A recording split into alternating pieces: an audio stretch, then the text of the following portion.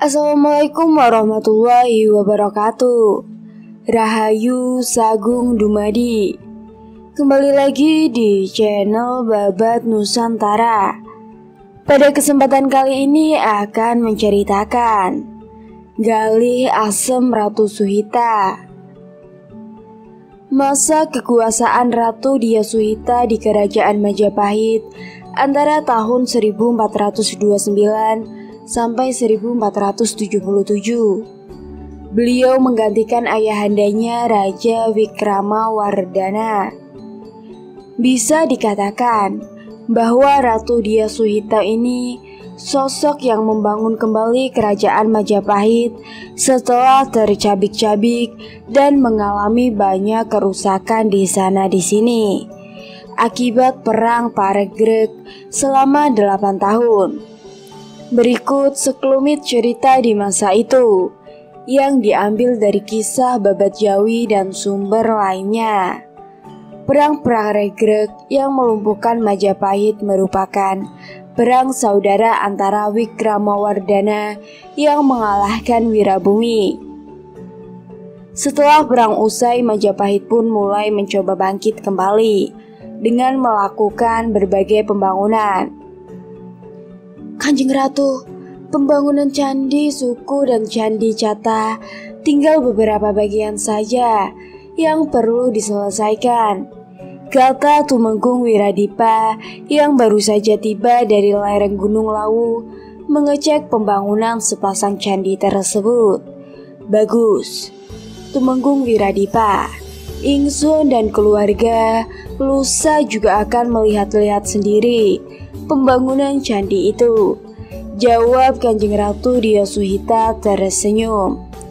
Baiklah Kanjeng Ratu, hamba dan sepasukan prajurit siap mengawal kapan saja, karena menuju lokasi Candi Suku itu harus menempuh perjalanan lumayan jauh dan medannya cukup sulit. Ya, itu ingsun maklum sebab memang di daerah lereng gunung. Harapan ingsun dengan selesainya pembangunan candi tersebut, tata kehidupan kawula Majapahit, baik lahir maupun batin akan pulih kembali seperti sedia kala. Dengan demikian, maka kesejahteraan dan kebahagiaan hidup kawula Majapahit akan terwujud, sabda Kanjeng Ratu Dia Suhita. Ibu Ratu, kapan pembangunan kolom di Kaputren akan selesai? Sela Putri Dewi Ratami yang selalu duduk di samping kursi tahta atau dampar kancana itu. Dengan sabar Ratu penguasa kerajaan Majapahit ini mengelus rambut putri angkatnya yang ternyata gadis cantik itu menderita kebutaan, sehingga di dekat tempat duduknya selalu tersedia sebatang tongkat galih asem yang berwarna hitam mengkilap. Tumenggung Wiradipa, kamu dengar sendiri kan apa yang ditanyakan anakku? Cobalah kamu berikan jawaban yang benar, sesuai dengan kenyataan. Baiklah, begini Kanjeng Putri Ratmi, sebetulnya pembangunan kolam Kaputren itu sudah selesai. Akan tetapi, beberapa orang pawang air yang sudah kami datangkan untuk mencari di mana letak mata airnya sampai sekarang belum berhasil menemukannya, jawab Wiradipa. Ah, bagaimana Paman Tumenggung Wiradipa ini mencari mata air saja kok tidak bisa? Maafkan kami Kanjeng Putri Ratmi, kami akan terus mencari seorang ahli mata air. Sekarang akan kami coba mendatangkan Jaka Wacana dari Padepokan Gunung Cangkerep. Mudah-mudahan anak muda itu bisa menemukan mata air untuk mengisi kolam. Siapa Jaka Wacana itu, Paman Tumenggung?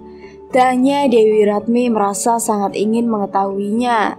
Dia anak muda yang sakti dan berilmu tinggi. Pula Jaka Wacana itu cucunya Empu Yasprana, seorang senopati perang Majapahit yang juga ahli membuat senjata tajam, jawab Tumenggung Wiradipa memberi penjelasan. Nah putri, kau dengar sendiri kan keterangan dari Paman Tumenggung Wiradipa. Semua kaulah Majapahit ini sebenarnya sayang kamu. Semua akan bekerja untuk kamu. Semua akan mengusahakan apa saja untuk kamu, termasuk mata air. Hanya saja kali ini belum berhasil, masih terus diupayakan, makanya bersabarlah. Kanjeng Ratu menasehati putri kesayangannya. Dewi Ratmi mengangguk-angguk, lalu diciumnya lembut-lembut jemari ibu angkatnya. Terima kasih Ibu Ratu. Dewi Ratmi bisa memahami penjelasan Tumenggung Wiradipa bahwa pembangunan kolam di Kaputren masih menunggu orang yang bisa menemukan mata air. Kanjeng Ratu juga menasehati putrinya itu agar bersabar karena semuanya sedang diupayakan. Esok paginya langit nampak cerah.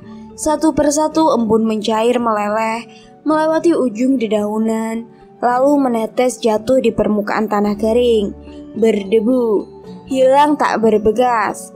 Inilah potret musim kemarau panjang yang memprihatinkan. Di berbagai wilayah kerajaan Majapahit, kaulo sulit mencari air karena sungai-sungai mengering dan mata air juga mengering.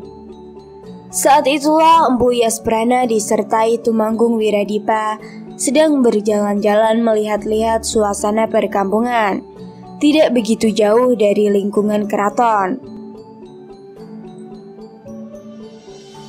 Kampung ini pun tidak luput dari ancaman kekeringan. Sungguh merupakan penderitaan kaulo Majapahit yang mesti harus dicarikan penjelasannya. Kakang Yasprana, lihatlah itu dari kejauhan. Seseorang memacu kudanya cepat sekali. Tahukah kamu siapa dia? Tanya Tumenggung Wiradipa. Agaknya itu cucuku, Adi Tumenggung, jawab Empu Yasprana, tidak pangling dengan cucunya meski masih di kejauhan. Harapanku dia nanti bisa mencarikan mata air, baik untuk kolam taman Kaputren maupun untuk kepentingan para kaulo Majapahit. Diakah Jaka Wacana yang engkau ceritakan kemarin itu? Ya, agaknya eyangnya di padepokan Gunung Cangkerep, menyegarkan anak itu untuk lekas-lekas memenuhi panggilan Kanjeng Ratu. Siapakah yang datang ke padepokan Gunung Cangkerep mengundangnya?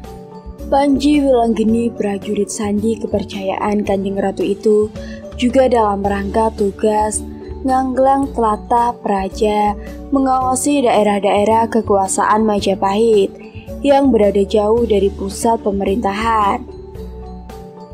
Oh begitu, Empu Yasprana lalu memanggil seorang pekatik. Ikut aku, perintahnya. Kemana Eyang Empu? Yang berkuda dari sana itu cucuku. Nanti kudanya kamu bawa ke gedongan, dirawat sebaik-baiknya. Cucuku akan menghadap Kanjeng Ratu dan mungkin beberapa hari akan berada di sini. Iya Eyang Empu, jawabnya. Setelah kuda tadi mendekat dan penunggungnya meloncat turun, pekatik itu segera meminta kendali kuda untuk dituntun ke kandang kuda yang berada jauh di belakang gapura samping kiri. Mari, nger, silahkan. Tumenggung Wiradipa mempersilahkan anak muda yang baru saja datang tersebut. Ya Paman, terima kasih. Kenalkan, aku Jaka Wacana, cucu dari Empu Yasprana, kata anak muda ganteng dan bertubuh kokoh itu. Eyangmu sudah banyak bercerita tentang kamu kepadaku. Jaka Wacana tersenyum. Syukurlah kalau begitu Paman. Kulup, sekarang sajalah kamu aku ajak menghadap Kanjeng Ratu, sebab besok ada pisauan ageng, tentu beliau tidak akan sempat menemui kita berdua, kata Empu Yasprana. Iya Eyang, aku menurut saja, toh aku memang belum mengerti keadaan di sini. Mereka berdua kemudian meninggalkan Tumenggung Wiradipa akan menghadap Kanjeng Ratu Dyah Suhito. Kulup, duduklah di sini dulu, kata Empu Yasprana. Lalu dia menemui seorang gandek, yaitu prajurit penghubung dengan Kanjeng Ratu jika ada seseorang yang akan menghadap.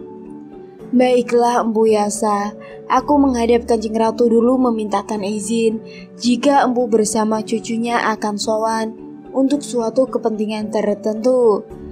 Aku tunggu di sini.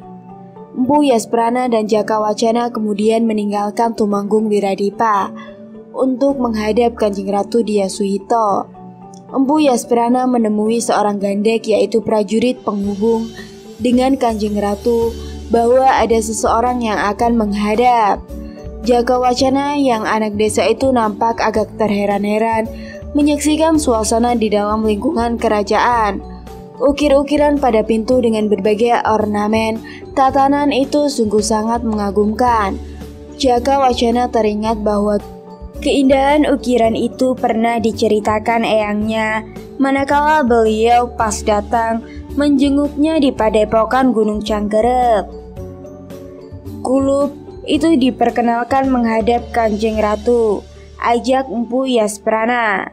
Jakawacana bergegas mengikuti eyangnya masuk ke ruangan yang indah gemerlap, penuh hiasan ukiran berprada emas, baik hiasan saka, pintu, hiasan pada kursi ukir, termasuk kursi tahta ratu, semuanya indah mengagumkan. Kanjeng Ratu Dyasuhito, sebelumnya maafkan kami jika soal kami kali ini mengecewakan atau kurang sopan santun, kata Empu Yasprana mengawali atur kepada Kanjeng Ratu. Ya, tidak apalah Empu Yasprana, yang penting keperluanku sudah diupayakan. Apakah yang duduk di belakangmu itu cucu kamu? Bertanya Kanjeng Ratu Dyasuhito. Betul Kanjeng Ratu, cucuku. Ini namanya Jakawacana, jawab Empu Yasprana. Mendengar nama Jakawacana disebut Putri Dewi Ratmi segera menyahut, Ibu Ratu, Jakawacana sudah datang, tanyakan girang-girang kegembiraan.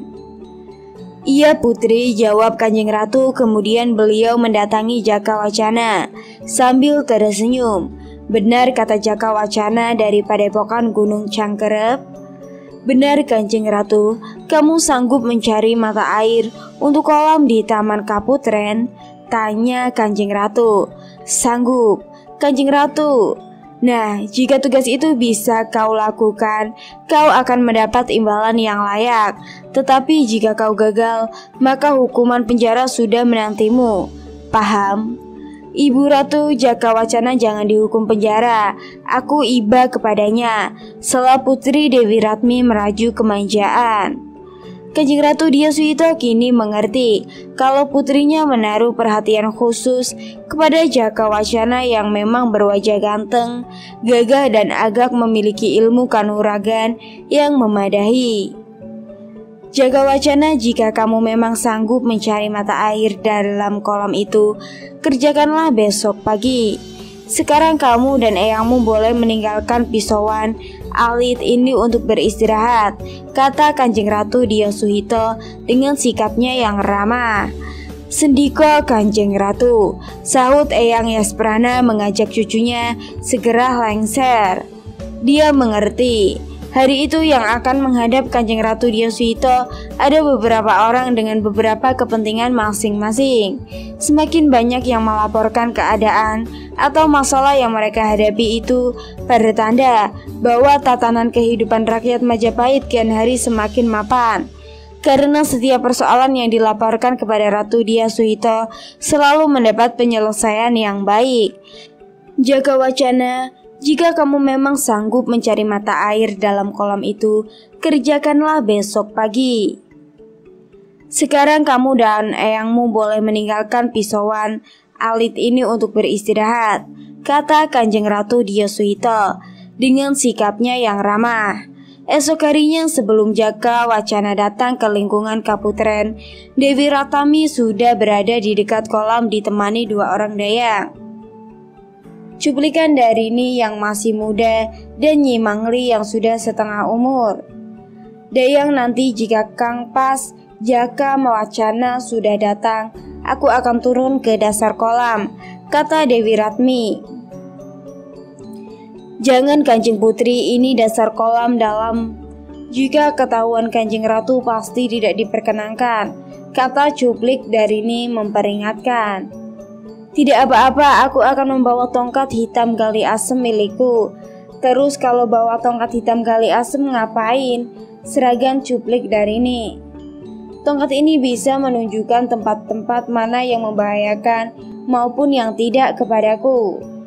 Sehingga dengan tongkat gali asem aku takkan celaka dalam perjalananku kemanapun perjalanan itu aku tempuh. Dewi Ratmi beralasan. Kedua dayang itu saling berpandangan. Nyi Mangli berkali-kali mengedap-ngedapkan matanya. Pertanda orang itu memberikan isyarat kepada teman sekejarnya agar jangan mengabulkan permintaan Dewi Ratmi. Bagaimanapun seorang tumantra tidaklah baik berada di tempat yang rumpil seperti itu. Apalagi ini anak angkat ratu, kalau mendapat kecelakaan pasti dayang pemomongnya yang dipersalahkan. Ketika kemudian Jaka Wacana datang, Nyi Mangli segera mendekatinya sambil terbisik, "Maaf Kang Mas, panjenengan yang namanya Jaka Wacana?" Tanyanya. "Ya, kenapa? Aku Nyi Mangli, dayang pemomongnya Dewi Ratmi." "Begini Kang Mas Jaka, Dewi Ratmi itu kagungan, kerasa mau ikut nyemplung ke dasar kolam. Apa itu tidak membahayakan untuk seorang penyandang tumantran? Kalau bisa nanti Kang Mas Jaka Wacana yang melarang agar tidak ikut nyemplung ke dasar kolam, pinta Nyi Mangli. Kalau yang melarang Nyi Mangli saja gimana? Pasti tidak mau. Ia mesti nekat mau nyemplung bersamamu." "Ya sudahlah Nyi, nanti biar aku yang memampahnya. Jika Dewi Ratmi memang mau turun ke dasar kolam, ikut mencari mata air. Bukankah ia yang menginginkan mata air itu?" jawab Jaka Wacana. Nyi Mangli jambrut sambil melorik. Jaka Wacana, "Sami mawon ngeyel dan dableke garutnya." Jaka Wacana tersenyum. "Maafkan aku Nyi Mangli, mari kita ke sana menyusul Dewi Ratami agar ia tidak terlalu lama menungguku." Nyi Mangli tidak menjawab. Ia hanya melangkah membuntuti Jaka Wacana. Dalam hati dayang itu ngedumel, pantes Dewi Ratmi ngebet. Lah wong Jaka Wacana yang ganteng, gagah perkasa, dan kemungkinan juga berilmu tinggi. Terserah pada lelaki itu jika Dewi Ratmi memang kepingin turun ke dasar kolam yang belum berair itu. Aku atau Cuplik pasti tak akan mampu melarangnya, karena ia memang mau deket-deket dengan lelaki ganteng ini. Benar, apa yang diperkirakan kedua dayang itu setelah bersalaman sekaligus berkenalan, Dewi Ratmi sudah mulai merengek kemanja-manjaan kepada Jaka Wacana. "Kang Mas, nanti aku ikut turun ke dasar kolam ya," pintanya ke Mayu. "Mau apaan turun ke dasar kolam?" "Membantu Kang Mas mencari mata air, agar kolam ini segera penuh terisi air bening." Apa yang diperkiraan kedua dayang menjadi kenyataan. Setelah bersalaman sekaligus berkenalan, Dewi Ratmi sudah mulai merengek kemanja-manjaan kepada Jaka Wacana. "Kanjeng Putri ingin ikut turun ke dasar kolam mencari mata air. Sebetulnya akulah yang membantu Dewi Ratmi. Jangan dibalik Dewi yang membantu aku." Seragam Jaka Wacana. "Kang Mas Jaka kok begitu? Aku kan wanita sedangkan kamu pria. Maka akulah yang membantu dan meladeni kamu." "Aku senang meladeni kamu Kang Mas," kata Dewi Ratmi kenes-kenes manja. "Kalau begitu mari aku tolong kamu turun ke dasar kolam." Jaka Wacana memanggi kedua pundak Dewi Ratmi. Sendangnya yang dipegangi pundaknya, tangan kanannya berpegangan erat pada pangkekan lelaki yang menolongnya. Mereka berdua perlahan-lahan melangkah turun ke dasar kolam dengan hati-hati. "Tunggu sebentar, aku ambilkan tongkatmu," kata Jaka Wacana setelah Dewi Ratmi berdiri di dasar kolam. Ini peganglah tongkatmu erat-erat. Terima kasih Kang Mas, kata Dewi Ratmi sambil mengelus tangan Jaka Wacana. Mereka berdua segera mencari mata air, kata Panembahan Reksa dari Padepokan Gunung Cangkerep. Mata air itu di dasar kolam, hanya di sebelah mana itulah yang harus dicari. Jaka Wacana memandang ke sekeliling tempat itu. Di sebelah utara ada pohon beringin cukup besar. Sedangkan di sebelah selatan tumbuh pohon preli, di sebelah barat dan sebelah timur masing-masing tumbuh pohon bulu yang begitu lebat tajuknya dan nampak sangat subur. Barangkali di dekat pohon-pohon itulah tersembunyi mata air. Yang jadi persoalan adalah di kedalaman berapa meterkah mata air itu berada dan bagaimana mesti menggalinya. Kang Mas, panjenengan kok nampak bengong. Kenapa? Tanya Dewi Ratmi. Tidak apa-apa, aku hanya mempertimbangkan barangkali mata air itu ada di dekat akar-akar pohon itu. Mungkin Kang Mas. Yuk kita cari ke sana, ajak Dewi Ratmi. Jaka Wacana menyanggupi. Dia lalu menggendeng tangan kiri Dewi Ratmi, sedangkan tangan kanannya memegangi tongkat gali asem. Mereka berdua berjalan bersama menuju ke arah utara di mana ada pohon beringin besar yang tumbuh subur pada setiap cabangnya. Tumbuh akar gantung yang berkeculan dan tak terhitung banyaknya. Sialan, kakiku terpleset, seru Dewi Ratmi. Dilepaskannya tongkat gali asemnya yang menancap ke dalam tanah di dekatnya. Kasihan kau, sakit Dewi? Tanya Jaka Wacana sambil membangunkan kembali. Diusapnya dengkul sang Dewi yang belepotan. Tanah basah, kakinya juga sedikit robek. Aku tidak apa-apa Kang Mas, jawab Dewi Ratmi menembahi baju dan jaritnya yang terkena pasir. Maafkan aku Dewi, aku belum terbiasa menjaga dirimu. Kamu mau aku membiasakan menjaga diriku? Jaka Wacana hanya tersenyum. Dibiarkan Dewi Ratmi meraba-raba mencari tongkat hitamnya yang tertancap di tanah. Setelah ketemu tongkat tadi dicabutnya. Sebuah pancaran air dari dalam tanah begitu kerasnya, sehingga Dewi Ratmi menjerit karena wajahnya kesemprotan air bercampur lumpur dan pasir kotor. Au, mataku sakit sekali terkena lumpur dan air keruh. Dewi, coba aku bersihkan, kata Jaka Wacana. Dia lalu mengambil air semburan yang kini sudah nampak semakin bening. Diseka-sekanya kedua pelumpuk mata anak angkatnya Kanjeng Ratu Dyah Suhito itu pelan-pelan penuh dengan kelembutan. Jika nampak ada butiran pasir yang keluar dari matanya segera ditiupnya agar menghilang. Begitulah hal seperti itu terjadi berkali-kali sampai kondisi mata nampak makin bersih. Dayang Cuplik Darini dan Nyong Mangling bergegas-gegas turun ke dalam kolam. Mereka berdua ingin membantu sang putri.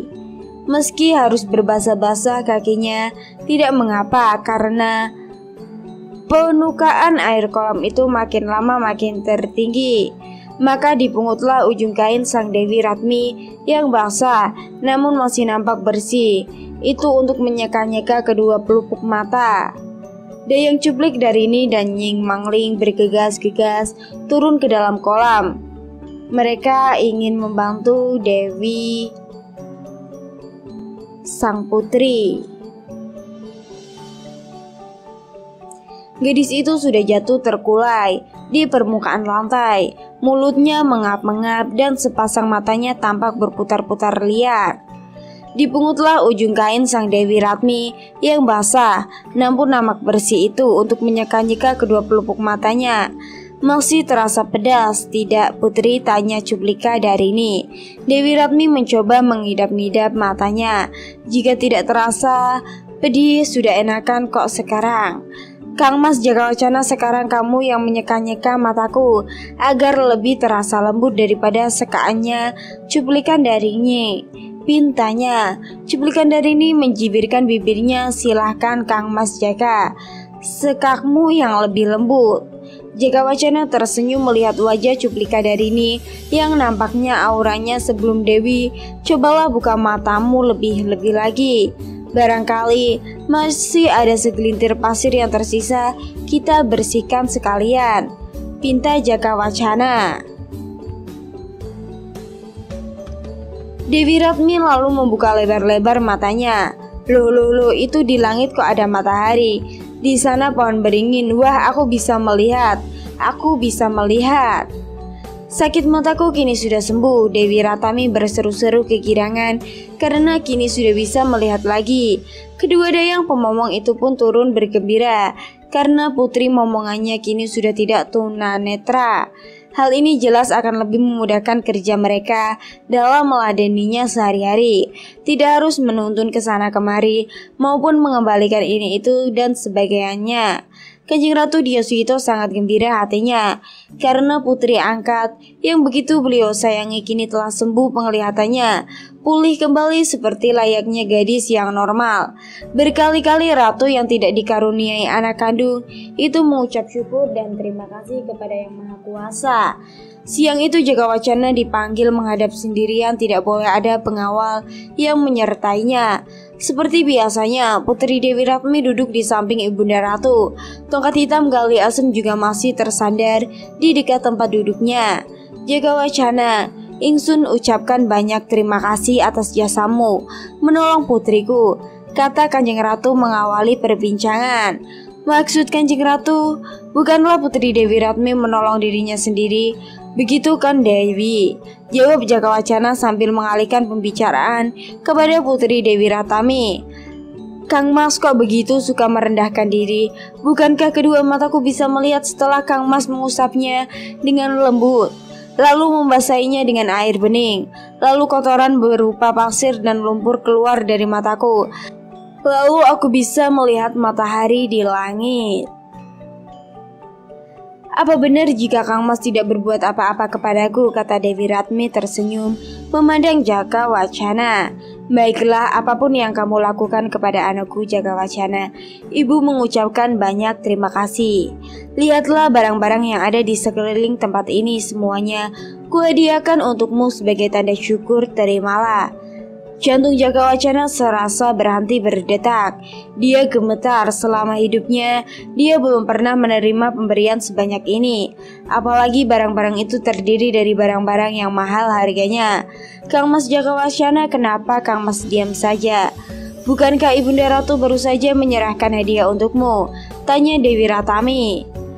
Iya, terima kasih Kanjeng Ratu, jawab Jakawacana terbata-bata di dera keharuan yang menyesak di rongga dadanya.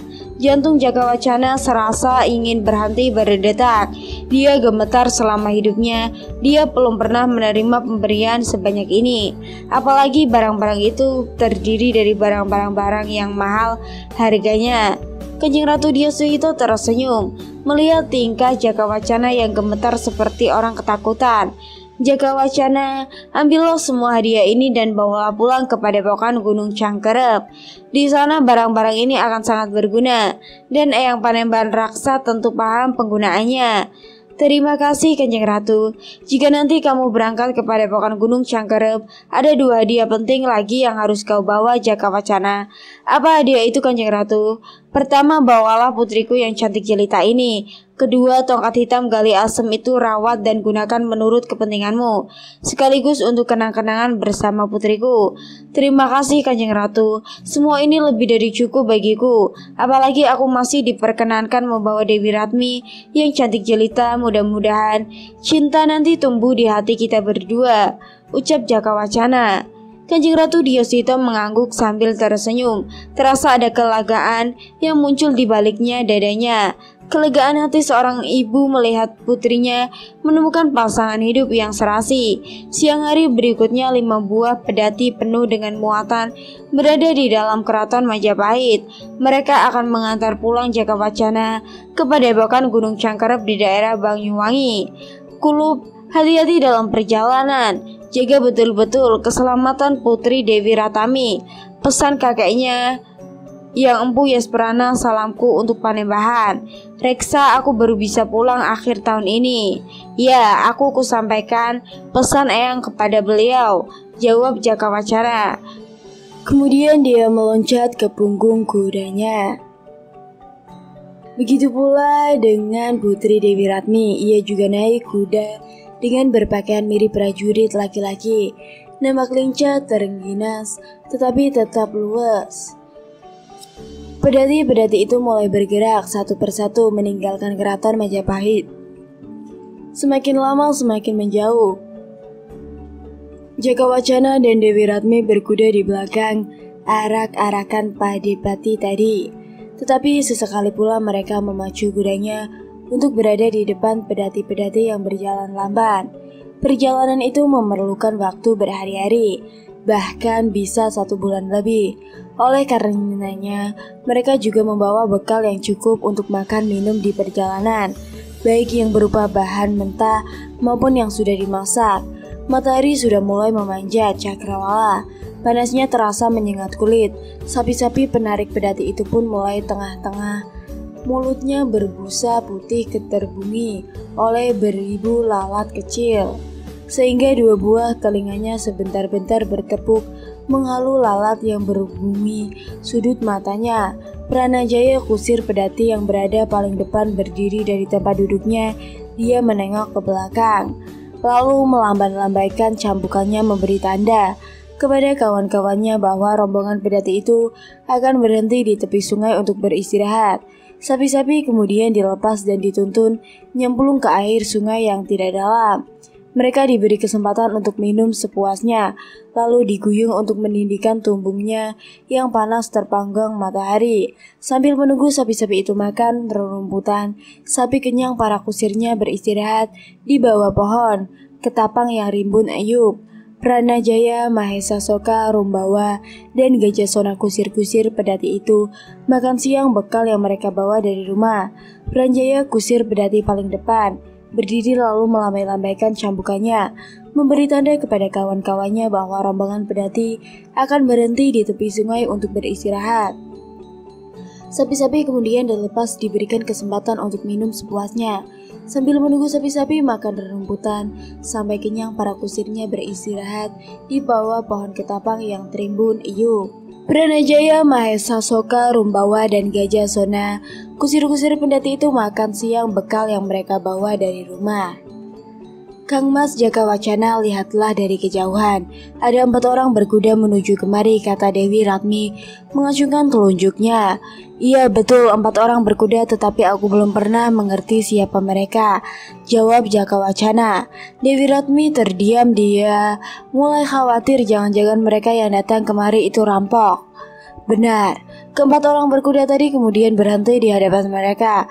Pandangan matanya nyalang, wajahnya sangar, mengesankan ketabiatnya yang kurang baik. Hei, kalian ini siapa? Dari mana dan mau kemana? Suara salah seorang dari mereka itu keras sekali, setengah membentak. Kami rombongan dari Majapahit mau ke Padepokan Gunung Cangkerep, jawab Jakawacana. Gajah Sona menyahut, Jaya Pragola, kamu memang sudah pikun benar. Bukanlah kita pernah berhadapan pada saat perang Pebaregek berkecambuk, tanyanya.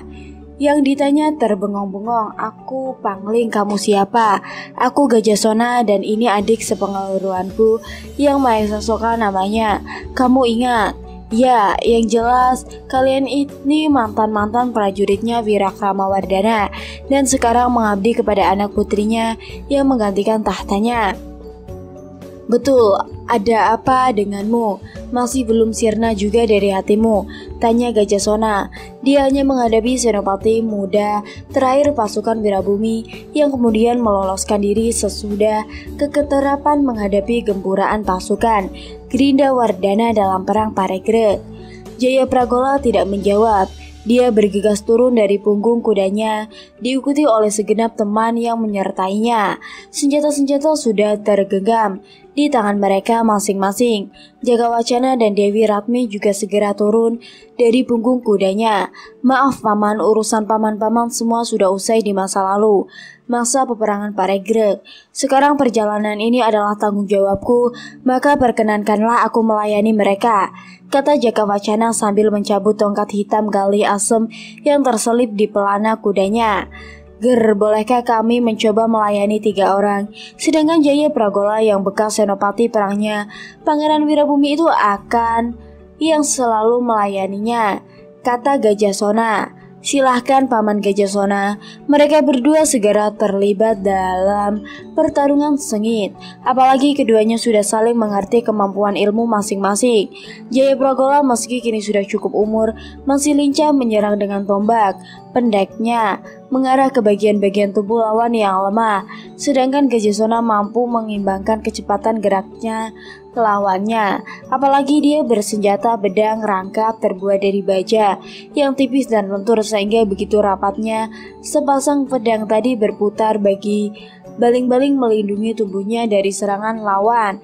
Sesekali ujung padang itu mematuk cepat seperti seekor ular kobra menyerang musuhnya. Sementara itu Jakawacana meski hanya bersenjata tongkat hitam gali asem begitu perkasanya bagi lawan-lawan yang mengerubitinya. Tandang gerayangannya mengagumkan, kakinya begitu kuat, meloncat ke sana kemari sambil mengayun senjatanya. Ketika Panji Karosula bersula memambatkan pandangannya ke arah leher Jakawacana, merendahkan diri sambil memukul padang yang terayun di atas kepalanya.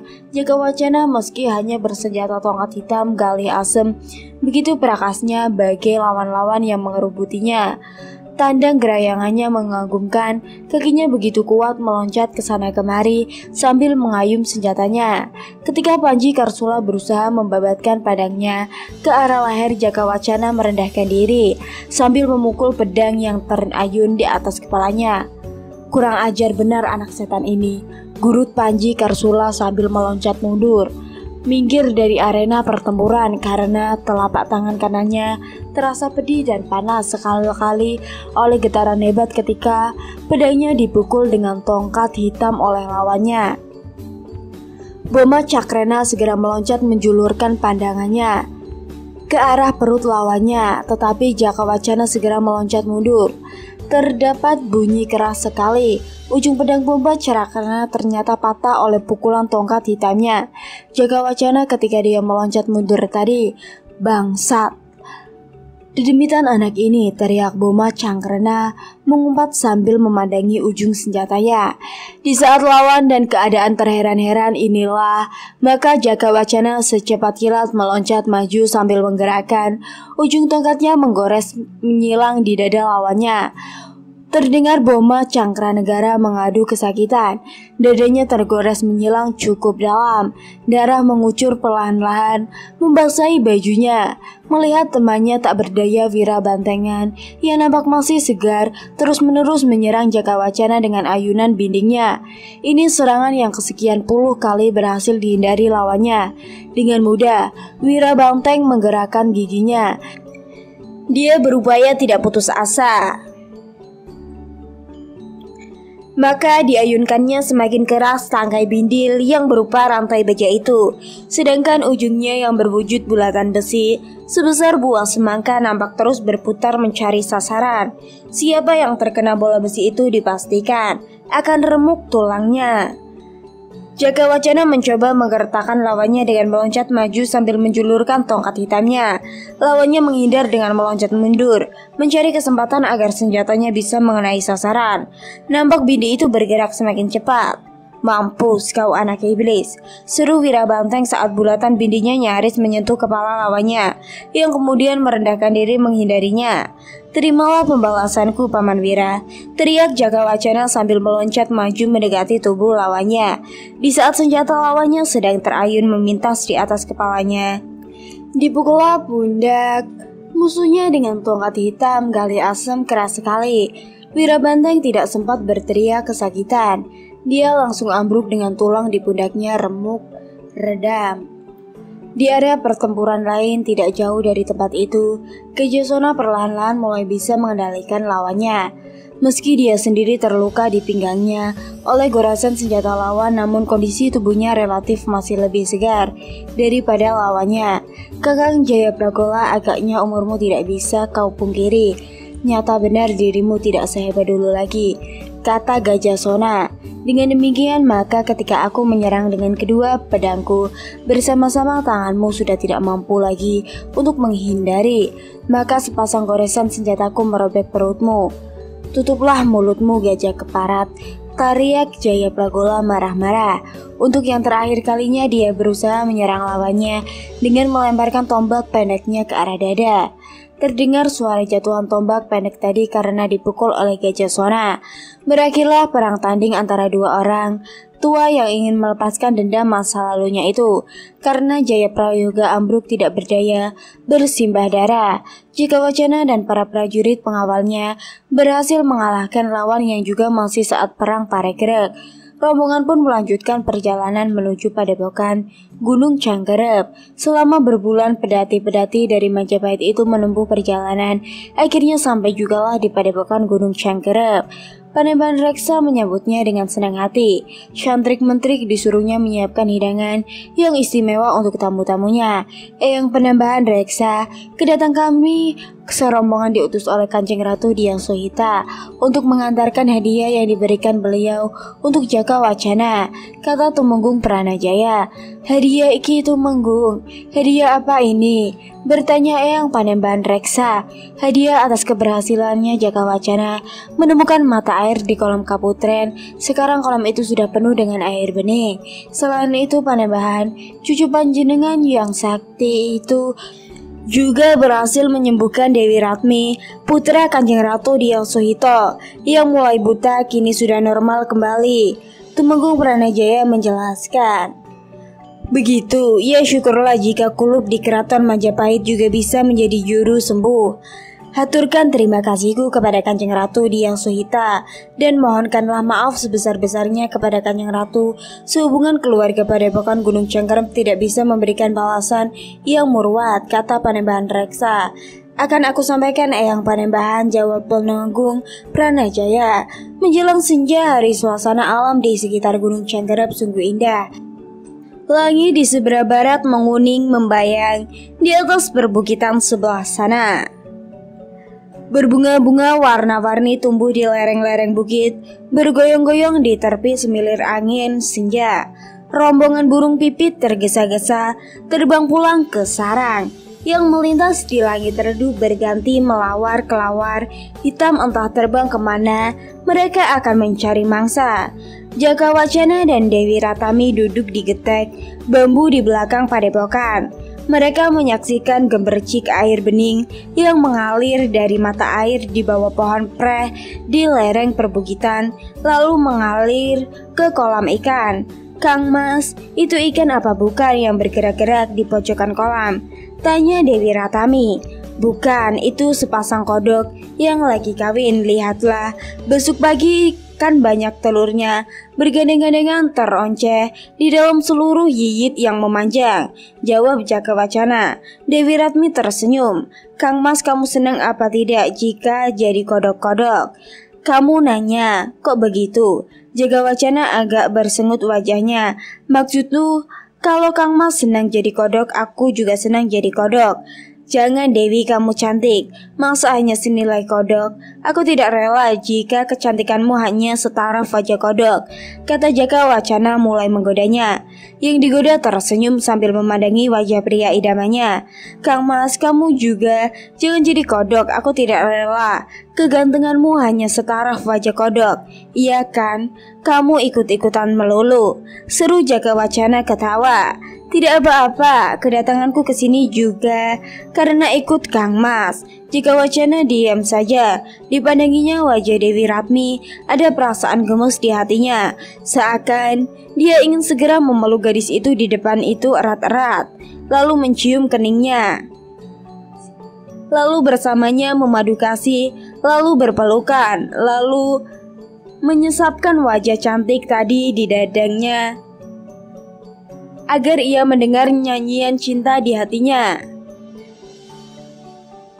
Tetapi ketika Jakawacana teringat akan dirinya yang hanya anak desa. Semua greget di hatinya itu terpaksa disirnakan. Sebab bagaimanapun Dewi Ratmi ini meski hanya anak angkat, namun tetap anak seorang ratu yang memiliki kekuasaan dan wewenang di seluruh wilayah Majapahit. Sedangkan dirinya tidak lebih dari dan tidak kurang hanyalah seorang anak pidak padarak yang dinunutkan hidup sebelum padepokan.